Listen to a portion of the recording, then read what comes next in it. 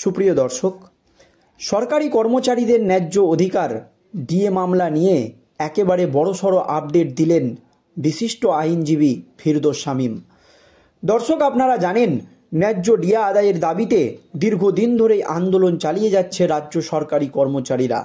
তারপরও ডিএর মতো গুরুত্বপূর্ণ একটি মামলার শুনানি সুপ্রিম কোর্টে প্রায় 14 বার পিছিয়ে গিয়েছে।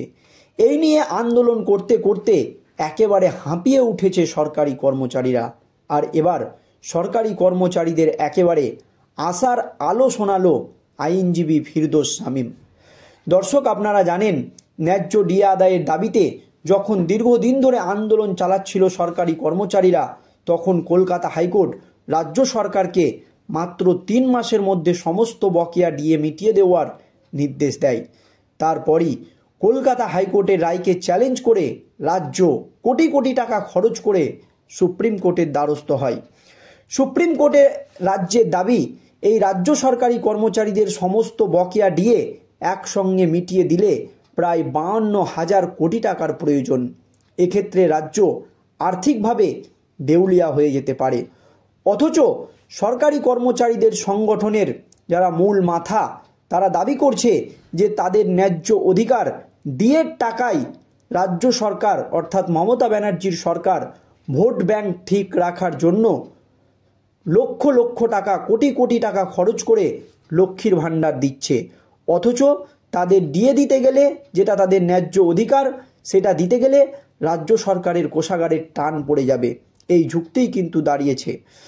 কিন্তু এই আবহে সুপ্রিম কোর্টে প্রায় ডিএর মতো একটি গুরুত্বপূর্ণ মামলা 14 বার পিছিয়ে গিয়েছে।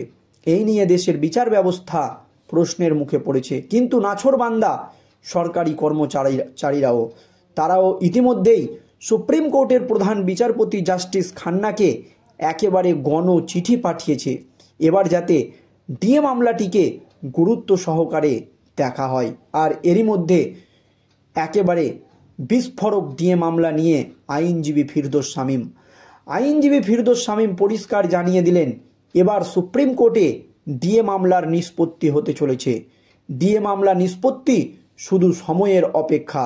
এবং রাজ্য সরকারকে চরম হুঁশিয়ারি দিয়ে আইনজীবী ফিরদৌস শামীম বলে দিয়েছে, আপনারা তৈরি থাকুন, সরকারি কর্মচারীদের ন্যায্য ডিএ আর কিছুদিনের মধ্যেই আপনাদেরকে মিটিয়ে দিতে হবে। আর এই ডিএ মামলার নিষ্পত্তি খুব দ্রুত সুপ্রিম কোর্টে হতে চলেছে। কি আপডেট এসেছে সুপ্রিম কোর্ট থেকে, কেন এই কথা তিনি বলেছেন? দর্শক দেখুন, পশ্চিমবঙ্গ সরকারি কর্মচারীদের জন্য ডিএ নিয়ে জটিলতা যেন কাটছেই না।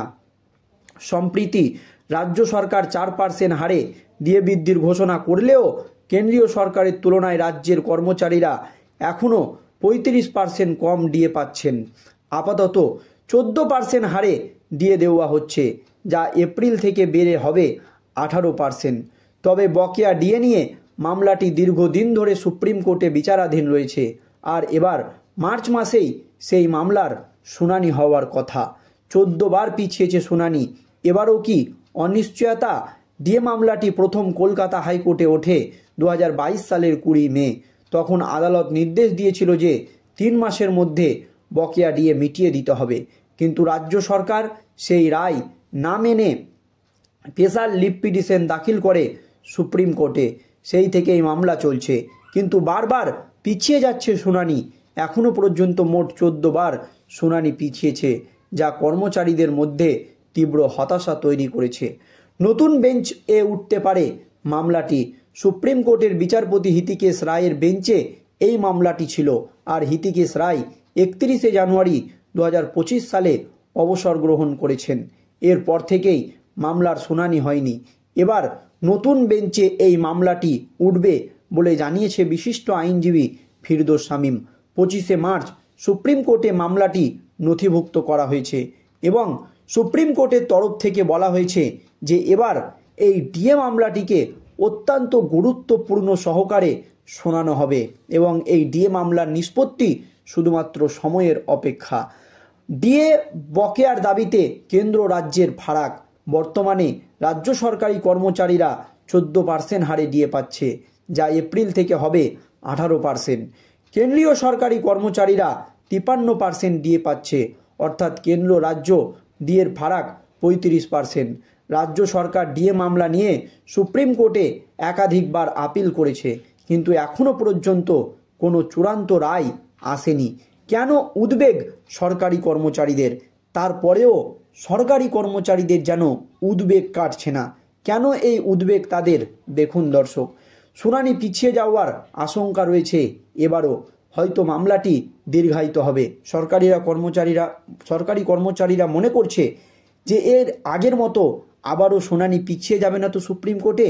এই নিয়ে কিন্তু আশঙ্কা তৈরি করছে তারা। নতুন বেঞ্চে মামলা উঠলে কি দ্রুত রায় মিলবে তা নিয়ে অনিশ্চয়তা রয়েছে, এমনই মত সরকারি কর্মচারীদের। হাইকোর্টে জয় পেলেও এখনও বকেয়া ডিএ মেলেনি। রাজ্য সরকার বারবার নতুন আইনি পদক্ষেপ নিচ্ছে, ফলে মামলাটি জটিল হয়ে যাচ্ছে।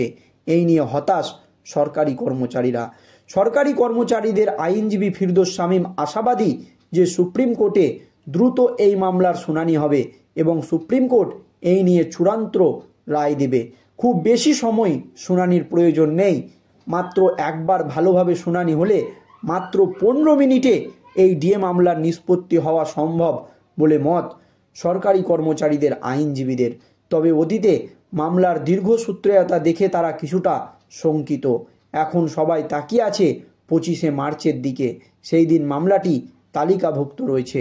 ডিএ নিয়ে পশ্চিমবঙ্গ সরকারি কর্মচারীদের লড়াই অব্যাহত। কেন্দ্রীয় সরকারের সঙ্গে সমতা আনতে তাদের আন্দোলন ও আইনি লড়াই যে এখনও শেষ হয়নি তা আবারও প্রমাণিত হলো। এখন দেখার সুপ্রিম কোর্ট কী সিদ্ধান্ত নেয়।